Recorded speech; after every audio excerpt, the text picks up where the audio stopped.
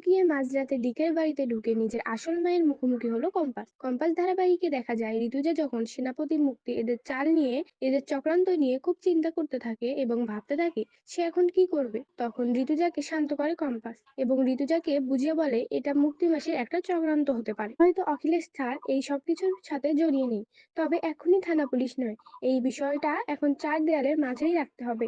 আগে আমি ওই ডিকে শাস্তি দেই, ডিকের মুখোশ সবার সামনে আনি, তারপর ওই চেলাবেলাদের সবাই শাস্তি পাবে। দেখবো তখন মুক্তি মাসি নিজের এই নকল ছেলেকে নিয়ে কতক্ষণ এই বাড়িতে টেকে। তবে বিহান খুব আপসেট হয়ে যায়, তাই বিহানকে সামলানোর জন্য কম্পাস বিহানের কাছে যায়। অন্যদিকে ঋতুজা অখিলেশের কাছে গিয়ে প্রশ্ন করতে থাকে, জানার চেষ্টা করে সত্যি কি এই সেনাপতি তাদের সন্তান কিনা। কিন্তু অখিলেশ ঋতুজাকে বুঝিয়ে দেয় সে হয়তো ফেঁসে গেছে, চারদিক থেকে একটা জাল তাকে ঘিরে ফেলেছে, সে বুঝতে পারছে না সেনাপতি তাদের সন্তান কিনা।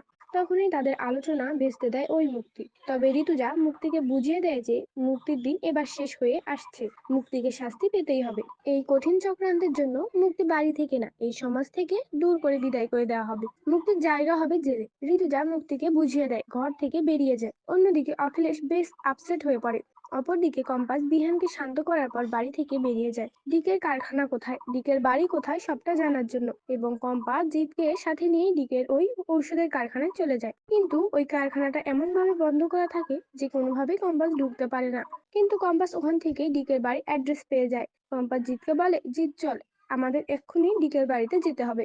আমার মনে হয় ওই বাড়িতে গেলে আমরা কোনো ক্লু পেয়ে যেতে পারি, অনেক রহস্যের উদ্ঘাটন আমরা করতে পারবো। এত রাতে ডিকের বাড়িতে থাকে না, শুধুমাত্র থাকে ডিকের স্ত্রী। কম্পাসের বাড়িতে ঢোকার জন্য দোতলা বেয়ে উঠতে পারে, আর তারপর কম্পাস চুপি চুপি ডিকের বাড়ির দরজার দিকে ঢুকে পড়ে। চারদিকে অনেক অন্ধকার থেকে আর বাড়িতে তেমন কাউকেই দেখতে পারে না। কম্পাস ভাবতে থাকে বাড়িতে কেউ নেই, এই তো সুযোগ। ভালো করে আমাকে ঘরগুলো চেক করতে হবে, সব জিনিসপত্র চেক করতে হবে, ফাইলগুলো চেক করতে হবে, আমি নিশ্চয়ই কোনো না কোনো ক্লু পেয়ে যাব। কম্পাস যখন একটু একটু করে ডিকের পুরো বাড়ি ঘোরাফেরা করতে থাকে, ঠিক তখনই কম্পাস দেখতে পায় একটা ঘরের মধ্যে একজন ভদ্র মহিলা ফটোফ্রেম হাতে নিয়ে চোখের জল ফেলছে। উনি কি তবে ডিকের স্ত্রী?